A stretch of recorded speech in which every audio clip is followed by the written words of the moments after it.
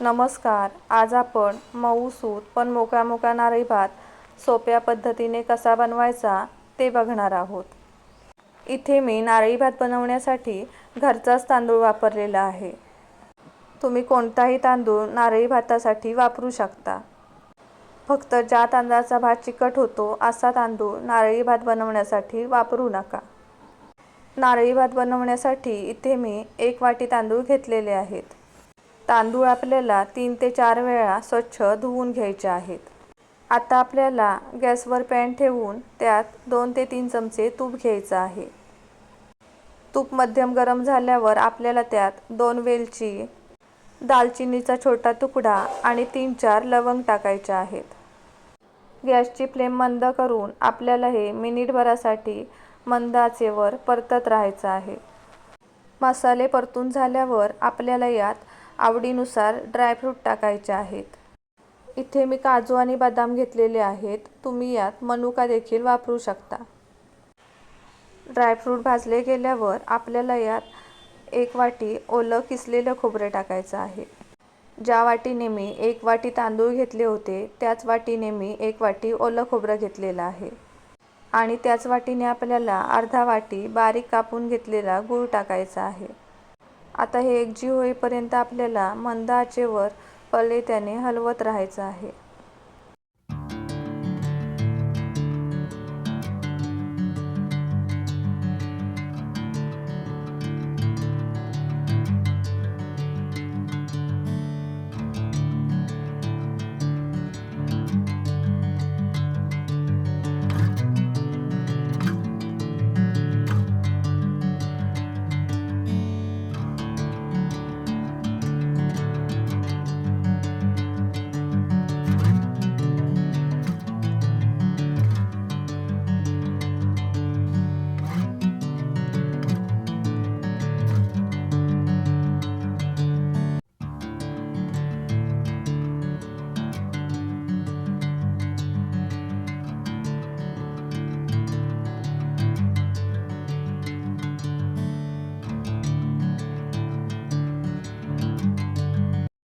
आता आपल्याला यात आपण जे 1 वाटी तांदूळ धुवून ठेवले होते ते टाकायचे आहेत.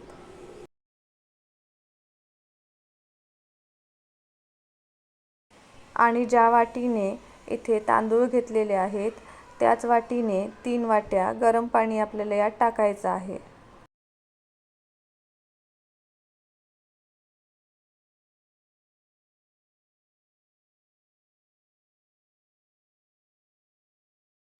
आता मी यात केशर टाकणार आहे. केशर टाकणं पूर्णपणे ऑप्शनल आहे.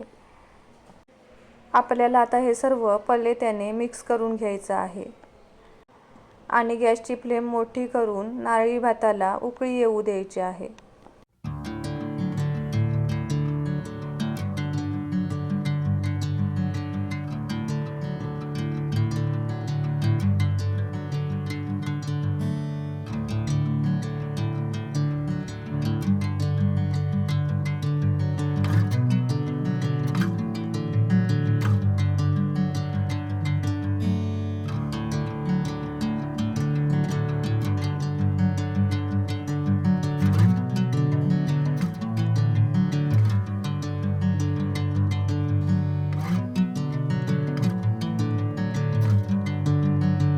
नारळी भाताला उकळी आलेली आहे. आता आपल्याला गॅसची फ्लेम मंद ते मध्यम करायची आहे आणि नारळी भात शिजू द्यायचा आहे.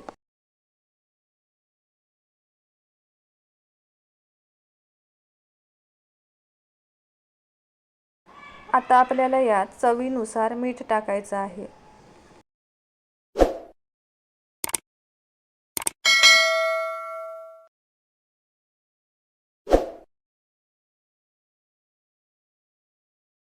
आता यावर झाकण ठेवून आपल्याला नारळी भात शिजू द्यायचा आहे. भात चांगला शिजला गेला आहे. आपल्याला पळीत्याने एकदा भात हलवून घ्यायचा आहे. आता आपल्याला यात वेलची पावडर टाकून ती चांगली मिक्स करून घ्यायची आहे.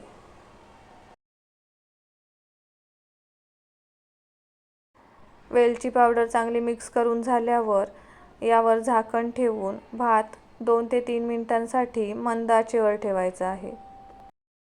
2-3 मिनिटांनंतर आपल्याला गॅस बंद करायचा आहे आणि भात एकदा मिक्स करून घ्यायचा आहे.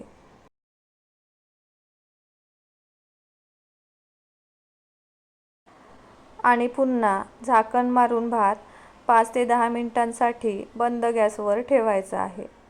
अशा प्रकारे आपला इथे मऊ आणि मोका नारळी भात बनवून तयार आहे.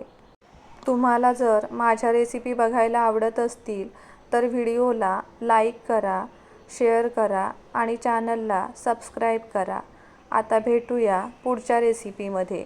धन्यवाद.